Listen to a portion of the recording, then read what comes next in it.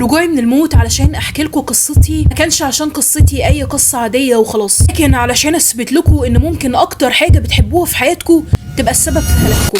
قصتي بدأت لما كنت صغيرة جدا، بدأت مع حبي للتصوير. وانا صغيرة وانا كان نفسي قوي يكون عندي كاميرا واصور كل الحاجات اللي حواليا، بحس ان انا عندي رؤية للاشياء ان انا احطها في اماكن معينة او ان انا اصورها بشكل معين، لحد ما كبرت وابتديت اوظف موهبتي دي بشكل عملي. جبت اول كاميرا في حياتي وابتديت اصور حاجات كتير قوي من حواليا، عرض الصور دي في اماكن كتير سواء كانت معارض في المدرسة في الجامعة وغيرها، لحد ما الناس اللي حواليا ابتدوا يكتشفوا بان انا عندي موهبة فعلا، ابتدوا يساعدوني باني انمي الموهبة بتاعتي دي عشان اكون مصورة مشهورة. ابتديت اتاخد في اماكن كتير جدا بتعمل مسابقات للتصوير وبحقق جوائز كبيرة جدا. حياتي فضلت ماشية عادي وطبيعي لحد سنة 1993. السنة دي حرفيا غيرت حياتي. سنة 1993 كان في مجاعة كبيرة في دول افريقيا وخصوصا في السودان. قررنا انا وزمايلي من الصحفيين او المصورين الصحفيين تحديدا اننا نروح المجاعة دي علشان نصور لقطات ونوصل للعالم المعاناة اللي بيعيشها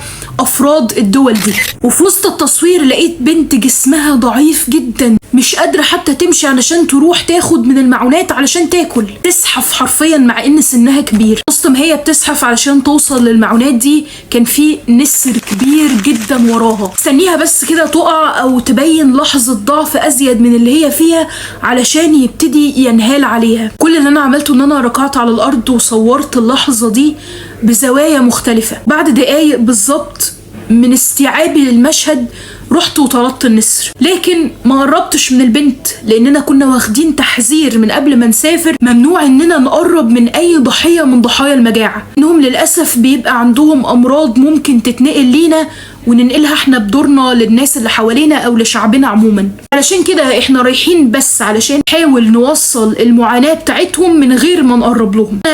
ما ساعدتهاش. لما روحت بعت الصور اللي اتنشرت في نيويورك تايمز تحت اسم نقل للعالم مجاعة افريقيا وخصوصا السودان. كان العالم كله يتعاطف مع الصورة ويتعاطف مع المجاعة. اللي بعدها خدت جايزة البوليتيزر، كانت اعلى جايزة للتصوير الصحفي وقتها. لكن انا من وقتها وبقى يجيلي رسائل صعبة جدا، ليه صورتها؟ على الأقل كنت ساعدتها، قبل ما تصورها كنت ساعدتها، وهكذا وهكذا من الرسائل اللي ما كانتش بتفارق دماغي، كانت بتخليني في ايام كتير قوي ما اعرفش انام. فضلت اأنب في ضميري وأنب في نفسي ان انا ما كانش لازم اصورها واني كان المفروض اساعدها حتى بغض النظر عن الامراض والحاجات اللي هم قالوا لنا عليها. ان ازاي جالي قلب انزل اصورها وكان ممكن النسر ده ينهال عليها وياكلها وما كنتش عارف اساعدها؟ هل البنت دي لسه عايشه لحد دلوقتي؟ خلاص فرقت الحياه. فضلت في تأنيب الضمير ده سنين طويله، ما كنتش عارفه اعيش وما كنتش عارفه استمر في حياتي.